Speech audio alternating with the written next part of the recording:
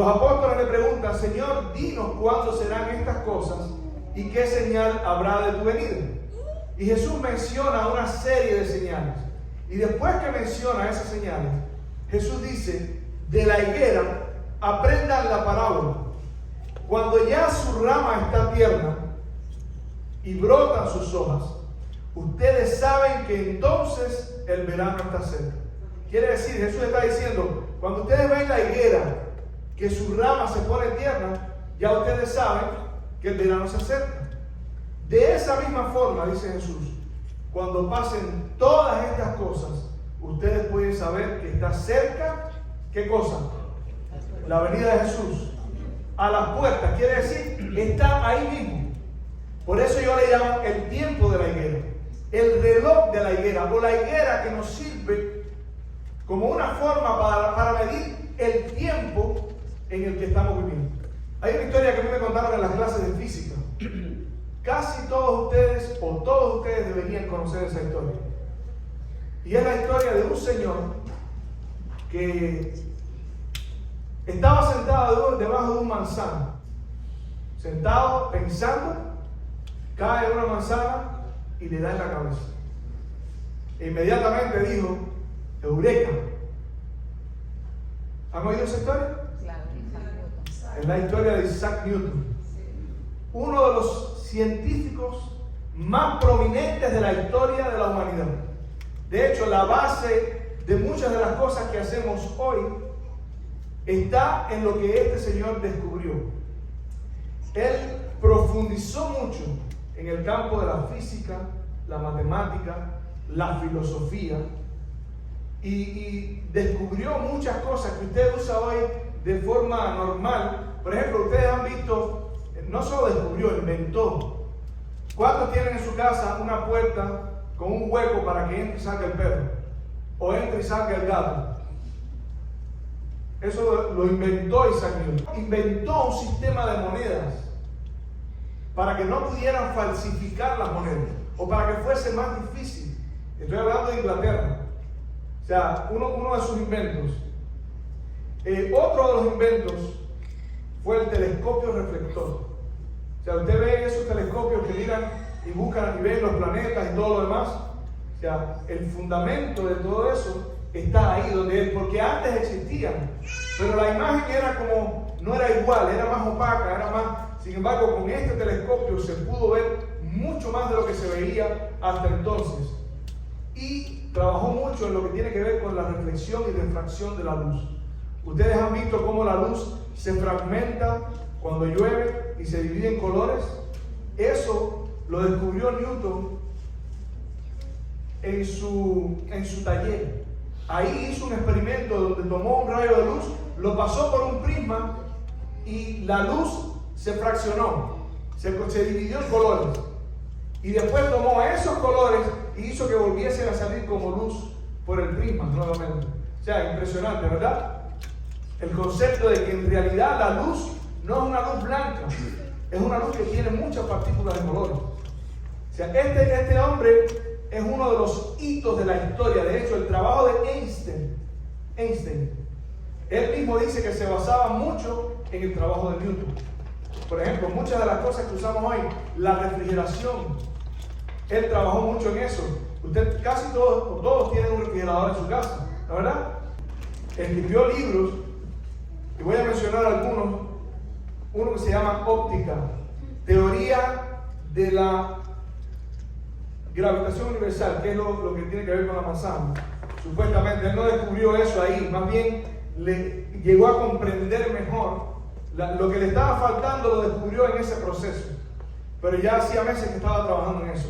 El sistema del mundo, otro de sus libros, principios matemáticos de la filosofía natural, principios alquímicos, geometría plana y sólida, Principia, que es uno de sus libros más conocidos, Aritmética Universal y tantos otros que escribió. O sea, este hombre realmente era un genio pensante.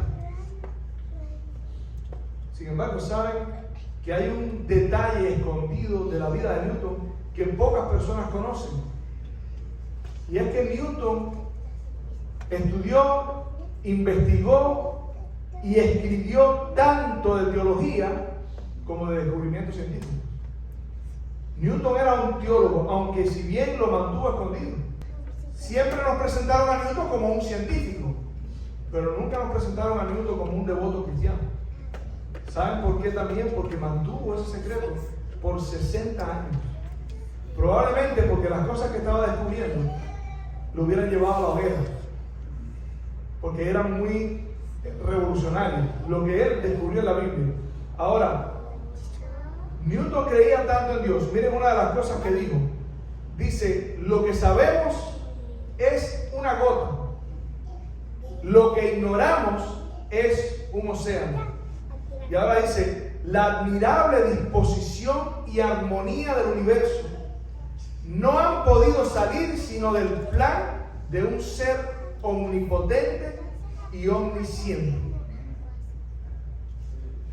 Déjame decirle, una de las cosas que Newton enseña en sus libros es la teología natural. Dice, sí, hay una forma de conocer a Dios a través de la Biblia, pero a través de la naturaleza también.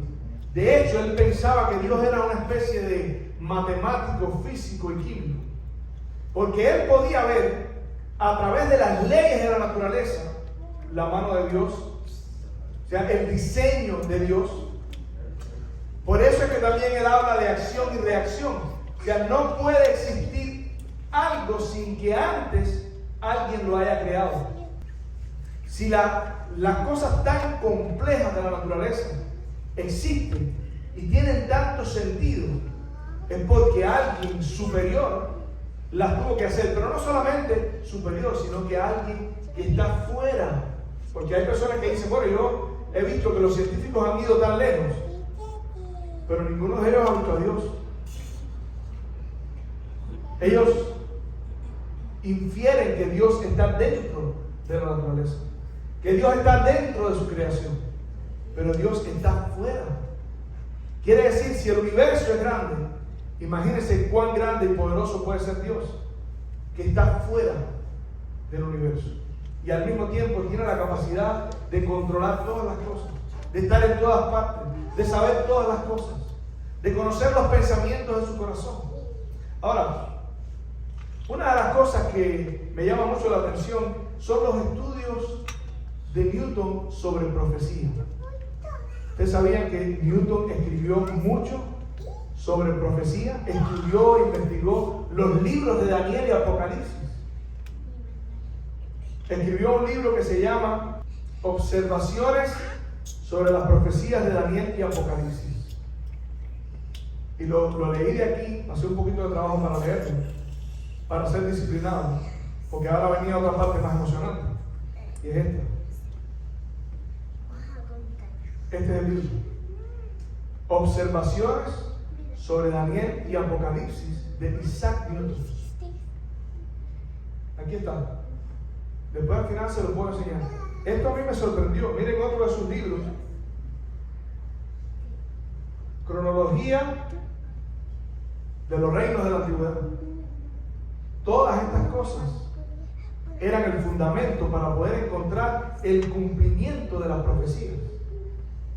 Por eso cuando escribe sobre Daniel y Apocalipsis, puede basar sus descubrimientos, aplicarlos a la historia de la misma forma que nosotros podemos hoy ver las profecías cumplidas en la historia.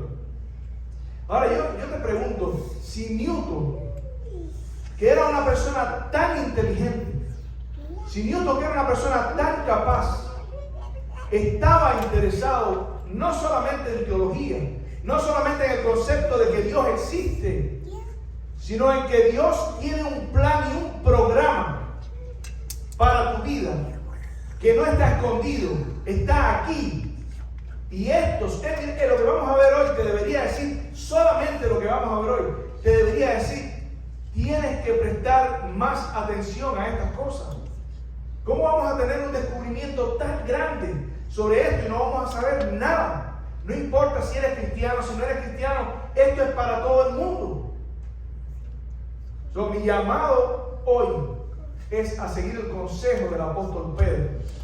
El apóstol Pedro dice, tenemos también la palabra profética más segura, a la cual hacéis bien en estar atentos como una antorcha que alumbra el lugar oscuro. ¿Saben lo que dicen?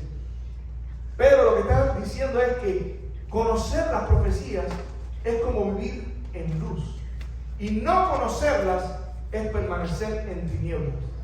Porque si usted no puede ver lo que va a pasar en el futuro, ¿cómo usted sabe a dónde va? Ahora mi pregunta es, ¿será que podemos confiar en que lo que va a pasar en el futuro realmente está escrito en la Biblia? Déjenme decirles, yo no sé en sus pueblos, en sus países, pero en mi país, mi mamá y mi familia iban mucho a los curanderos. Allá le decían curanderos, espiritistas. En Venezuela creo que le dicen chamanes, ¿no? Santeros. Esa es otra palabra que se usa mucho en Cuba. Ellos eran frecuentes visitantes de este tipo de cosas. Y yo recuerdo que una vez mi mamá, eso es un trauma que yo tengo en mi vida, y yo creo que ella va a ver el video de esto, me levantó a las 3 de la mañana y me dijo, vamos. Me levanté, me vestí, era mi mamá. Yo voy con mi mamá donde me diga que vaya. Y salimos, imagínense un pueblito de eso en el campo, que todo está, lo único que se ve son los grillos, oscuros. Y encima de eso, mi mamá, que llevaba un coco en la mano. Ustedes saben que muchos de estos trabajos que le mandan los santeros a hacer a la gente, nosotros a veces nos cuesta trabajo levantarnos temprano para orar. Y qué curioso que cuando no éramos cristianos, antes estábamos dispuestos a levantarnos en madrugada y coger un coco con tu hijo inofensivo, inocente al lado, y cuando llegó a la altura entre 4 caminos, el otro día me enteré que eso se hace entre 4 caminos, por eso lo hizo en ese lugar. Sin yo saberlo, sin previo aviso, ella tomó el coco y hizo ¡Ra! Y metió un grito, y encima de eso restrayó el coco. Yo dije, se acabó aquí el planeta. O sea, imagínate un niño de 6, 7 años. Yo nunca me he olvidado de eso. Pero éramos muy dados a ir a esos lugares porque nos podían decir el futuro. Nos podían decir cómo evitar problemas que nos iban a acontecer en el futuro. Yo doy gloria a Dios porque conocí a Cristo. ¿Verdad? Porque la Biblia dice, conoceréis la verdad y la verdad os hará libres. Y además dice, vosotros no estáis en tinieblas para que aquel día os sorprenda como ladrón. ¿Y sabe por qué los apóstoles y la iglesia de ese tiempo no estaban en tinieblas? Porque conocía la palabra profética más segura, que era una antorcha que alumbraba el lugar oscuro. Los cristianos no deben andar en tinieblas. Y andar en tinieblas no es andar solamente en un lugar oscuro. Andar en tinieblas es no tener la luz de la palabra de Dios en tu vida. La luz de la palabra profética más segura. Entonces, el apóstol Pedro dice, hacéis bien en estar atentos a la palabra profética más segura. ¿Saben? Este libro es un libro profético. Yo te invito a estudiar el libro. Pronto vamos a empezar a dar estudios. Esto es un anuncio, bueno, no lo voy a hacer. Lo voy a llevar primero a la Junta. Pero vamos a empezar a estudiar la Biblia. Vamos a empezar a estudiar profecía. ¿Saben? En esta semana alguien me mandó un tema. Y el tema decía, excelente tema. Quien me lo mandó escribió, excelente tema. Y me dio tanta curiosidad que fui a escuchar el tema. Era un tema de Dante Gebel, creo que se llama. Y hablaba sobre cómo la doctrina hace tanto daño. Cómo nosotros nos enfocamos tanto en la doctrina, cuando en realidad nosotros somos solamente salvos por gracia. A mí no me gustó el tema. ¿Sabe por qué no me gustó el tema? Porque es verdad que somos salvos por gracia. Pero la doctrina no es un problema para la gracia. Lo que es un problema para la gracia es no vivir conforme a la doctrina. Porque la gracia no es una oportunidad que Dios te da de hacer lo que tú quieras. La gracia es el poder y la instrucción que Dios te da para que tú aprendas cómo salir del pecado, de la situación en la que tú vives y de este mundo. Por eso cuando el apóstol Pablo le habla a Timoteo, le dice: predica a todo tiempo, predica, enseña, reprende, instruye, predica la doctrina. De hecho, dice: ten cuidado de la doctrina y de ti mismo. Y somos a veces tan atrevidos que miramos el texto, y el texto, en lugar de decir ten cuidado de la doctrina, o sea, cuida la doctrina, cuídala, enséñala, lo que dice es: ten cuidado con la doctrina, porque la doctrina te hace daño. ¿Se dan cuenta cómo se cambia el concepto? No es lo mismo decir cuídate de la doctrina, porque la doctrina es terrible, que decir cuida de la doctrina, predica doctrina. Dice en todo tiempo. Y él solamente estaba siguiendo el consejo de Moisés. Moisés le dijo a los israelitas: estas palabras que yo pongo delante de ti, las vas a predicar en la mañana, en la tarde, al mediodía, en la noche, cuando estés en la mesa, cuando estés en el campo, la vas a poner en tu frente, en tu mano derecha y en tus paredes. Yo pregunto, ¿el consejo que Dios dio era malo? Predica la palabra, predica la doctrina. ¿Saben en qué tiempo estamos? En el reloj de Dios. ¿Existe algún reloj que nosotros como hombres estemos utilizando para medir el fin del mundo? ¿Alguien conoce algún reloj que se esté utilizando para medir el fin del mundo? ¿No lo hay? No está dando tiempo a nosotros para recapacitar. Mire aquí, ¿dónde lo vas a poner? Pásalo así, mira.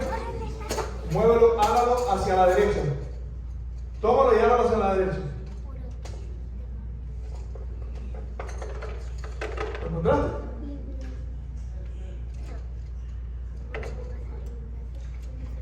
Miren, eso está en New York City, Times Square. Es el Climate Club. Ellos predicen que a este mundo le quedan 4 años, 149, 21, 43, 18. Pero si hay personas que están poniendo un reloj para el fin del mundo. Eso, mire, si usted se da cuenta, dice 7, 6, 5, 4, 3. Es un reloj activo. Ponme el otro, por favor. Miren este otro. ¿Han visto este? Este es el Doomsday Clock Statement. Ya lo actualizaron hace poco, hace unos meses. Ellos lo actualizan cada rato. Y ahora pusieron que estamos a solamente 89 segundos del fin del mundo. ¿Pero lo dice? It is now 89 seconds to midnight.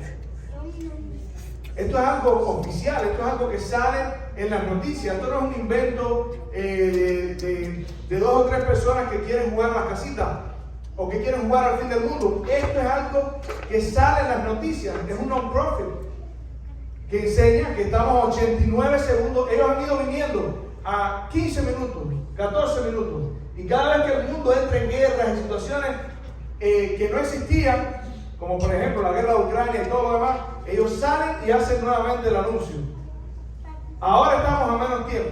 Ahora estamos a menos tiempo de la medianoche. La medianoche supuestamente es el fin del mundo. 89 segundos de la medianoche. Y nosotros que somos cristianos, porque Dios dice, yo conozco el fin desde el principio, nosotros conocemos algo, tenemos algún reloj que nos indica, porque Jesús dice, cuando veas todas estas cosas, saber que está cerca a las puertas. Ok, ¿cuáles son estas cosas? Antes de decir estas cosas, quiero decirte, voy a hablar de profecías, no las voy a explicar, voy a hablar solamente de profecías. Voy a hacer un recuento de algunas profecías. Ahora, la base de todas estas profecías El fundamento de todo lo que voy a decir aquí no es satisfacer la curiosidad de los seres humanos. No es demostrar que Dios existe. El único propósito que Dios tiene con esto está vinculado, escúcheme bien, con la historia de la redención. Dios tiene un plan para salvar a todo aquel que cree, dice la Biblia. Porque de tal manera amó Dios al mundo que ha dado a su Hijo único para que todo aquel que cree no se pierda, sino que tenga, ¿qué cosa? Vida eterna. Yo te pregunto, ¿tú quieres tener vida eterna? ¿Sabes dónde puedes encontrar esa información? Este libro maravilloso. La primera profecía que se hizo en este mundo está en Génesis 3:15, donde dice: enemistad pondré entre ti y la mujer, entre tu simiente y la simiente suya. Esta te herirá en la cabeza y tú le herirás en el calcañar. O sea, lo que estaba diciendo era que el Mesías, que el Salvador del mundo, después que Adán pecó, Dios le hizo una promesa: pecaste, tienes que morir, pero por amor, porque yo no quiero que tú mueras, yo voy a ocupar tu lugar. Y escúchenme, familia, todo lo que enseña la Biblia apunta hacia ese día. La única razón por la que nos reunimos aquí es para aprender cómo llegar a ese día. Lo único que nosotros podemos encontrar cuando leemos este libro es señalamientos a ese día, cuando Jesús va a regresar por segunda vez. Por eso la profecía indica, número uno, la venida del Salvador del mundo, su obra, su ministerio. ¿Cómo tú puedes identificar quién es el Salvador? ¿Cómo tú sabes en qué tiempo iba a aparecer el Salvador del mundo? Y también el tiempo del fin del dolor y el sufrimiento. Ese es el propósito de esta profecía. Y ahora yo te voy a mencionar algunas. Por ejemplo, una de las primeras profecías en función de eso, Dios le dijo: enemistad pondré entre ti y la mujer, entre tu simiente y la simiente suya. Dios está pronosticando el surgimiento de un pueblo que en la Biblia se llama la mujer, de la cual iba a venir la simiente, que era el Cristo, el Salvador del mundo. Y para eso Dios llamó a un hombre que se llamó Abraham. Y de Abraham Dios le dijo: aunque tú no puedes tener hijos, de ti va a nacer el Salvador del mundo. Y nació de él Isaac, de Isaac nació Jacob, y de Jacob salieron las 12 tribus. Y Dios le dijo a Abraham: tu pueblo va a estar esclavo 400 años en Egipto, pero de ahí yo lo voy a sacar como una grande nación, para cumplir la promesa que te estoy haciendo. El pacto que Dios hizo con Adán, ahora lo estaba ratificando con Abraham. De ahí la otra profecía es, y hay muchas, pero yo estoy mencionando algunas, la profecía de la apostasía de este pueblo. Dios dice a través de Moisés: yo sé que después que yo me muera, dice Moisés, este pueblo va a fornicar con los dioses de estas naciones, y yo voy a tomarlo y lo voy a echar fuera de la tierra que le di. Señores, eso se cumplió exactamente como Moisés lo profetizó. También Josué habló de eso.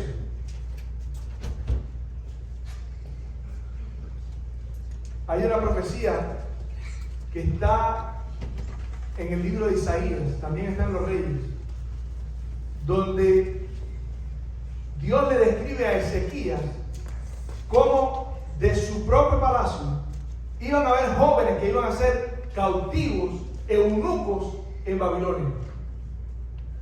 Ustedes conocen la historia de Sadrach, Mesach y Abednego y Belsasar, Daniel, Ananías, Misael y Azarías.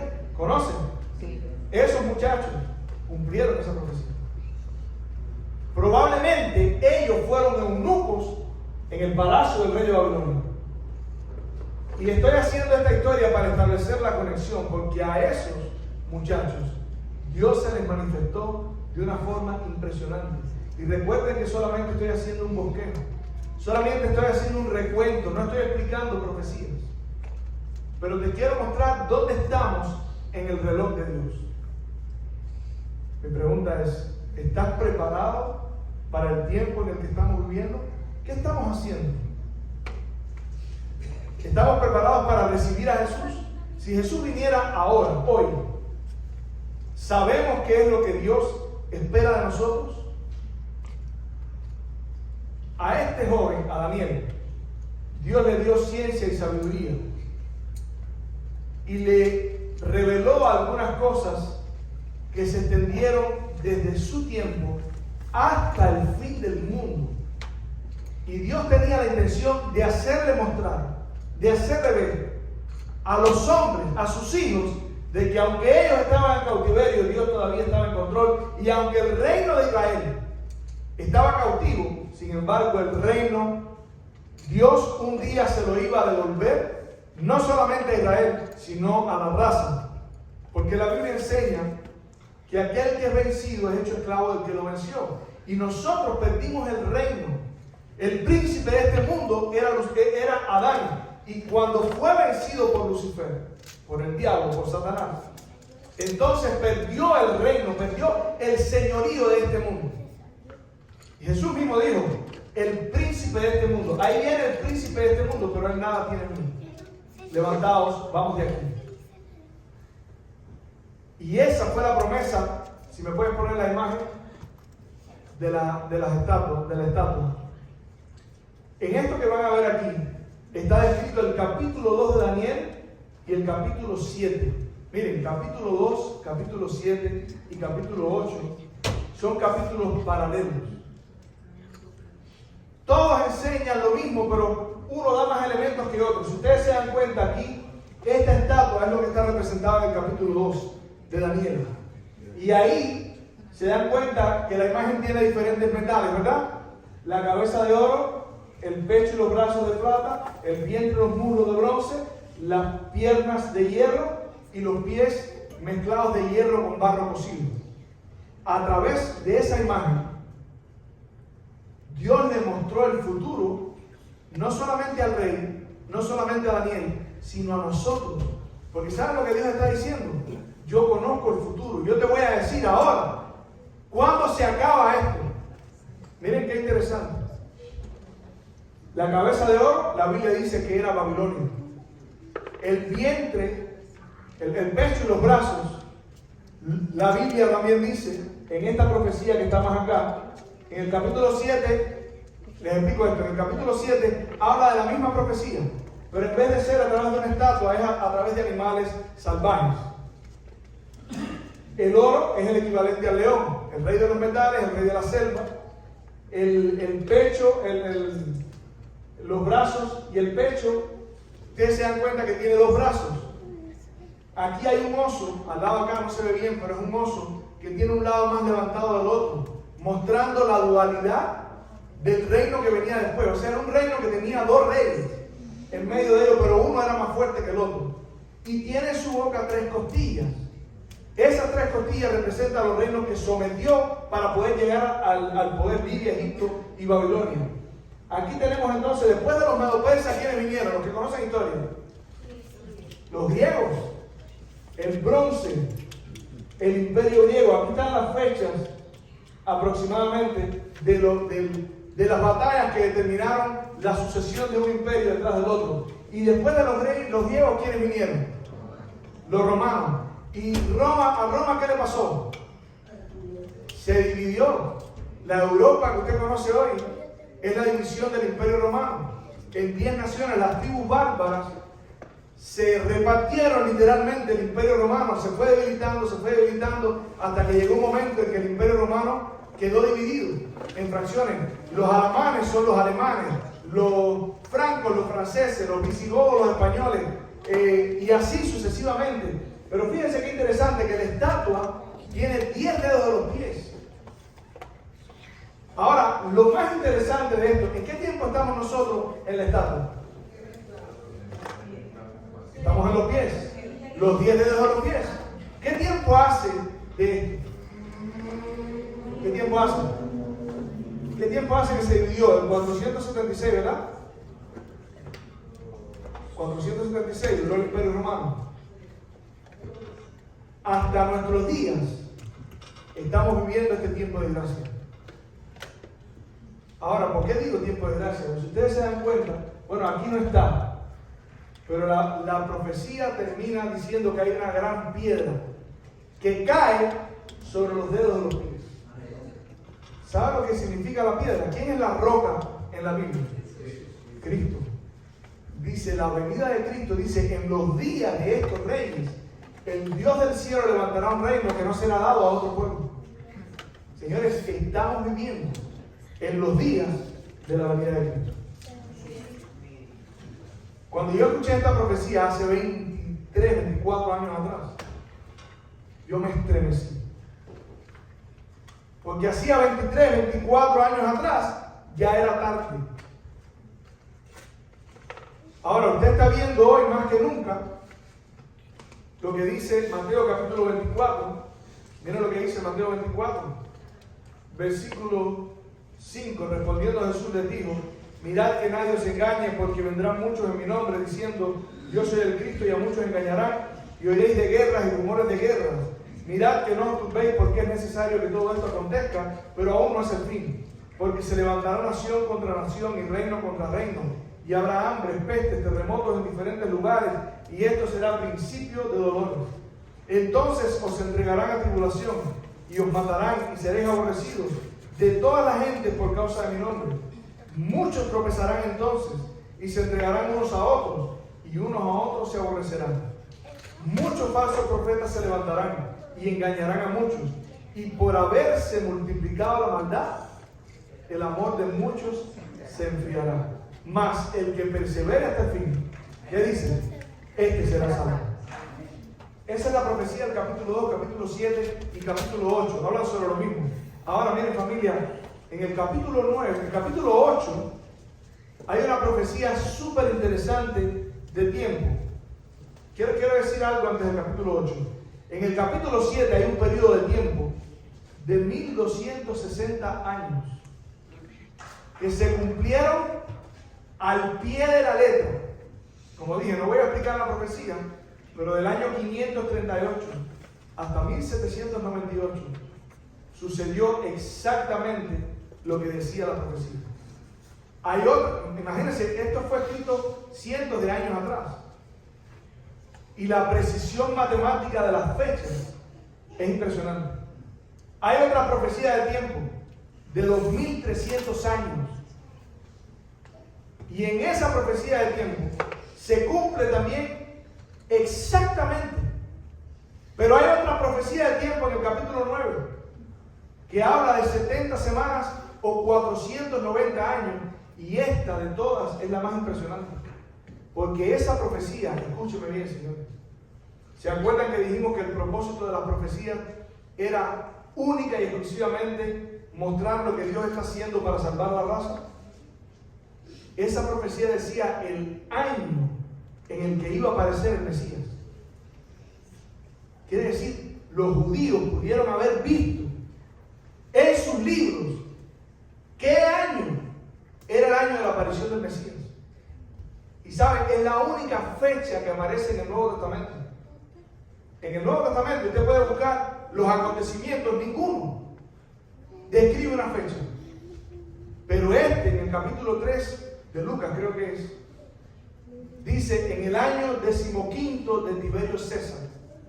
Y lo establece, dice, siendo Poncio Pilato, siendo Herodes tetrarca, siendo Anás y Caifás. O sea, te describe para que no haya lugar a duda el momento donde estaban las autoridades específicas en el mundo religioso, en el mundo civil, para que no pudiese haber confusión. En el año 15 de Tiberio César, en el año 27 de nuestra era, apareció Cristo en escena, con la predicación de Juan el Bautista. Y Juan dijo: yo soy una voz que clama en el desierto, endereza el camino del Señor. Pero más impresionante que eso, escúchenme, La profecía decía el día y la hora en la que el Salvador del mundo iba a ser crucificado. Señores, esto no es como para erizarse. El día y la hora a la que Jesús iba a ser crucificado en la cruz. La Biblia enseña en otra profecía la hora a la que iba a ser crucificado. La hora a la que iba a subir a la cruz, la hora novena, con el sacrificio de la mañana. Por años ellos celebraron el sacrificio de la mañana diariamente y no sabían lo que significaba. Y la hora en la que iba a morir en la cruz, a las 3 de la tarde, el 14 de Nisan. Señores, ¿no es algo impresionante?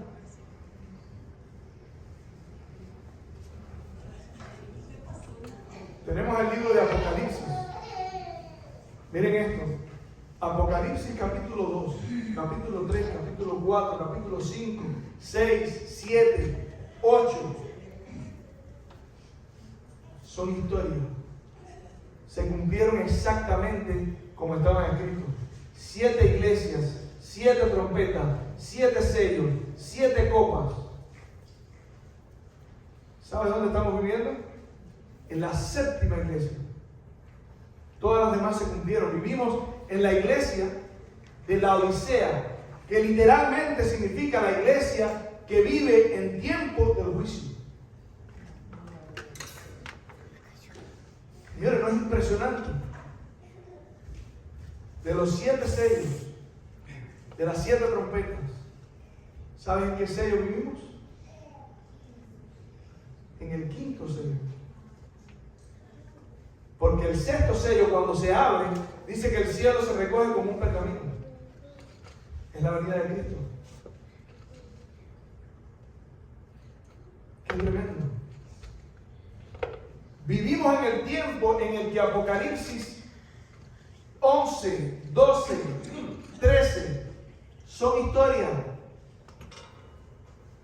Los 1260 años. En Apocalipsis usted va a encontrar tiempo, tiempo y medio tiempo, tremendo enredo. 42 meses, 1260 días. Exactamente lo mismo. La profecía que describía el tiempo que iba a durar la persecución papal. Pero tenemos entonces Apocalipsis 14,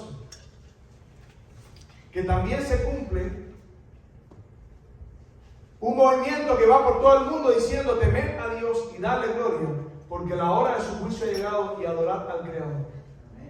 Vivimos en ese tiempo. ¿Sabes quién es ese movimiento? Tú eres ese movimiento. Un pueblo que presenta un mensaje que restaura las verdades que por 1260 años, como dice Daniel, el papado echó por tierra y prosperó. Por eso es que somos adventistas en séptimo día. Si no fuéramos evangélicos, y yo no tengo nada en contra de los evangélicos, tengo muchos amigos sinceros, pero la reforma que Dios hizo a través de los reformadores no quedó allí. Hubieron muchas otras cosas que todavía se iban a descubrir en la medida que pasaba el tiempo, antes de que Jesús regresara por segunda vez. Apocalipsis 15, 16, 17 y 18 están por cumplirse en nuestros días. Un movimiento mundial, político, religioso, para gobernar las conciencias. Usted lo está viendo. La Biblia dice: cuando digan paz y seguridad, vendrá destrucción repentina. Y Apocalipsis 19 al 21 se cumplen en el cielo.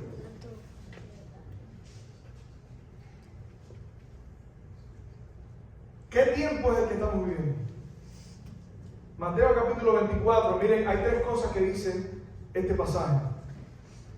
Dice primero: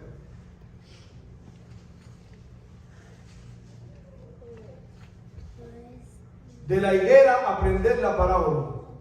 Cuando ya su rama está tierna y brotan sus hojas, sabéis que está cerca a las puertas. Número 1. Cuando tú veas que estas cosas se están cumpliendo, ya puedes saber que estás cerca a las puertas. Es una manera de medir el tiempo. Y sabes, un día Jesús le dijo a la gente, ustedes cuando ven el cielo nublado dicen, no, va a llover. O cuando lo ven de otra forma dicen, no, no va a llover. Dice, pero ustedes tienen las señales aquí y ustedes no conocen las señales de los tiempos. Cuando veas todas estas cosas, estás cerca a las puertas. Ahora, el otro concepto dice, de cierto os digo, que no pasará esta generación hasta que todo esto acontezca. Quiere decir, probablemente usted va a vivir en la generación del regreso de Cristo. Amén. Ustedes saben lo que significa ver a Jesús venir.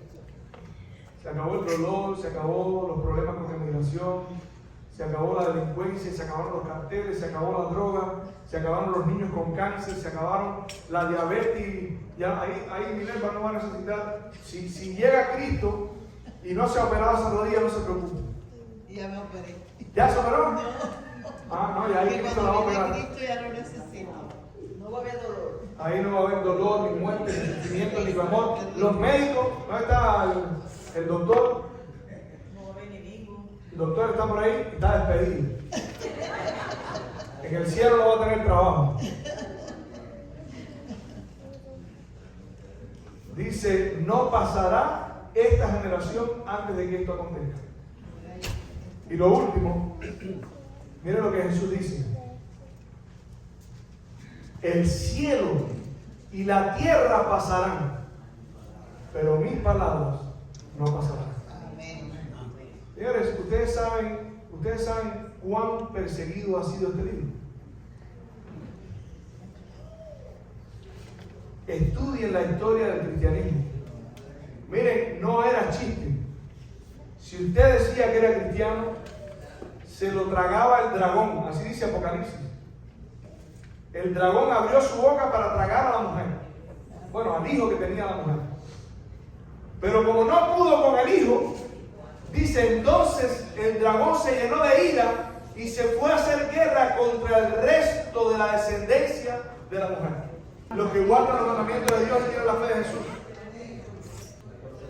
Pero se fue a hacer guerra contra el resto de la descendencia. Los mataban, los crucificaban, se los echaban a la fiera, los metían de pieles de animales y se los echaban a las fieras, a los perros. Quiero terminar con esto. Miren. Bueno, dos cositas más.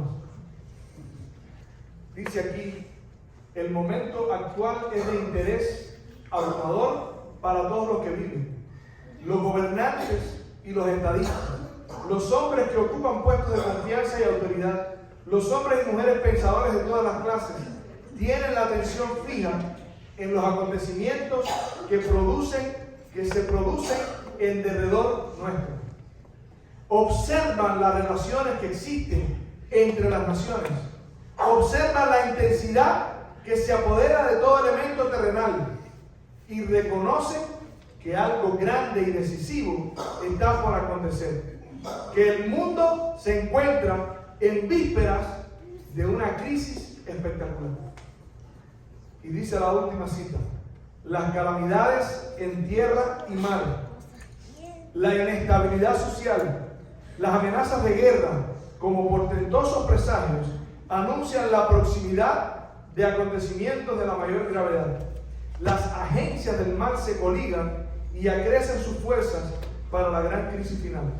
Grandes cambios están a punto de producirse en el mundo y los movimientos finales serán rápidos.